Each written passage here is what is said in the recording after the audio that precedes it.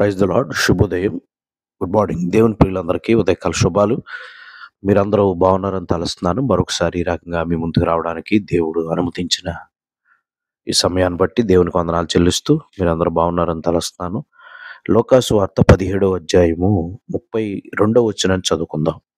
ఈ దిన ధ్యానం కొరకై లోకాసు వార్త 17వ అధ్యాయం 32వ వచనం. లోతు భార్యను జ్ఞాపకము చేసుకొనుడి. దేవునికి స్తోత్రం. ఈ ఉదయకాలం కొన్ని జ్ఞాపకాలు మనకి ఉండాలి. ఎందుకంటే అవి మనకి హెచ్చరికలుగా ఉన్నాయి ప్రియులారా. ఈవేళ దేవుడు సొదొమ గొమొర్ర పట్టణాన్ని నాశనం చేస్తానని చెప్పినప్పుడు ఆ ప్రజలు చేసినటువంటి పాపం కొరకై దేవుడు చాలా బాధ పొంది అందులో నీతిమంతులు ఎవరైతే ఉన్నారో వారిని విడిపిస్తానన్నప్పుడు అబ్రాహాము దేవుని దగ్గర ప్రార్థన చేస్తున్నాడు. తన బంధువు లోతు కొరకై ఎట్టకేలకు దేవుడు నేను తప్పిస్తాను, మీరు ఇలా చేయండి, ఇలా బయటకు వచ్చేయండి అని చెప్పి పిల్లరా మరి విషయాలన్నీ చెప్తే లోతు భార్య ఉన్నారు. ఆ సొదొమ గొమొర్ర పట్టణం దహించి వేయబడుతున్నప్పుడు ఆదికాండం 19వ అధ్యాయం 25వ వచనంలో ఆ పట్టణం ఎలాగా నాశనమైందో మనం చూస్తాం. ఆదికాండం 19వ అధ్యాయం 26వ వచనం దగ్గరికి వచ్చేటప్పటికి వెనక్కి చూడకుండా వెళ్ళవలసినటువంటి లోతు భార్య ఏం చేసిందంటే ఆ పట్టణపు చివరకు వచ్చి వెనక్కి తిరిగి చూసిందంట ఆ పట్టణాన్ని. అలా ఎప్పుడైతే ముందుకే వెళ్ళిపోవలసినటువంటి వీరు వెనక్కి తిరిగి చూసినప్పుడు ఏం జరిగిందంటే ఆమె ఉప్పు స్తంభం అయిపోయిందని వాక్యంలో రాయబడింది. అందుకే మీ జీవితంలో ఎప్పుడు కూడా మీరు ఏ విషయంలో కూడా వాటిని విడిచిపెట్టేయాలి తప్ప మళ్ళీ వెనక్కి తిరిగి చూసే అనుభవాలు మన జీవితాల్లో ఒకవేళ ఉంటే అక్కడున్న సొదొమ గొమొర్రాలో ఉన్నటువంటి ఆ యొక్క విలాసాలు, సొదొమ గొమొర్రాలో ఉన్నటువంటి ఆ యొక్క ఏమండి రకరకాల ఆహ్లాదకరమైన లేకపోతే లోక సంబంధమైనటువంటి అనేకమైన వాటిపైకి మళ్ళీ తన మనసు లాగింది. అందుకే వెనక్కి తిరిగి చూసిందనమాట.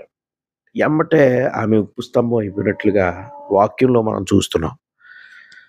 ఎప్పుడు కూడా మనము మన తలంపులు, మన ఉద్దేశాలు అన్నీ కూడా పరలోక సంబంధమైనటువంటి సంగతులపైన మన ఉద్దేశాలు, ఈ లోకం అశాశ్వతమని, ఇది ఒకరోజు ఖచ్చితంగా మనం విడిచిపెట్టాలని, శాశ్వతమైన దేశం మన పరలోకమని, మరి మనందరం ఒక తలంపు కలిగి ఇక్కడ మనం జీవించాలి.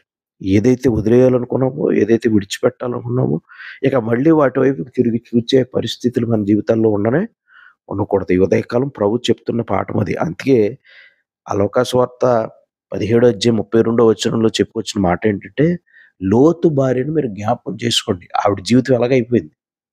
అందుకే హెబ్రీయులకు రాసిన పత్రిక 11వ అధ్యాయము 10వ వచనాన్ని మనం చదువుకుంటే అక్కడ అలా ఉంది. ఎలయనగా దేవుడు దేనికి శిల్పియు నిర్మాణకుడై ఉన్నాడో పునాదులు గల ఆ పట్టణము కొరకు అబ్రహాము ఎదురు చూచుచుండెను. మన ఎదురు చూపులు ఒక విషయం కొరకు ఉండాలి.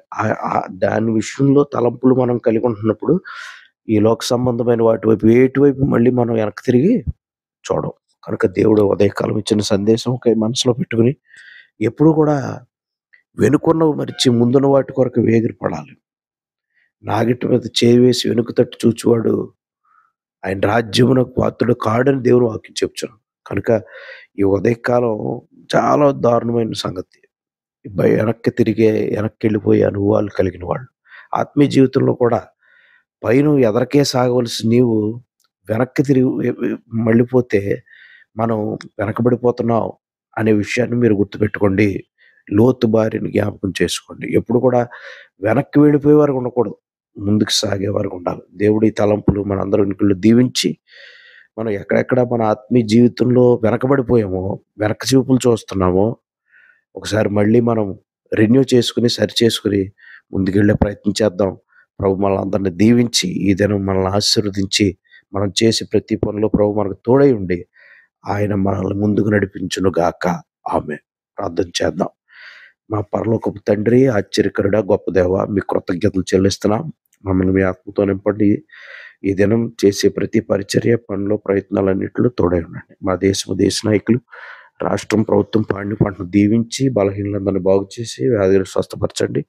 మేము మా జీవితంలో మారుస్తాను మీకు ఇవ్వడానికి వాక్యం, ప్రార్థన, పరిశుద్ధ ప్రేమ కలిగి జీవించే భాగ్యాన్ని ప్రసాదించమని, ఈ ప్రార్థన అంగీకరించి ప్రతిఫలం ఇమ్మని యేసు నామములో ఈ ప్రార్థన అడుగుచున్నాము తండ్రి. ఆమేన్. ఆమేన్. అందరికి వందనాలండి. తిరిగి మళ్ళీ కలుద్దాం. అంతవరకు గొప్ప దేవుని కృప మనందరికీ తోడై నడిపించును గాక. God bless you. God bless you.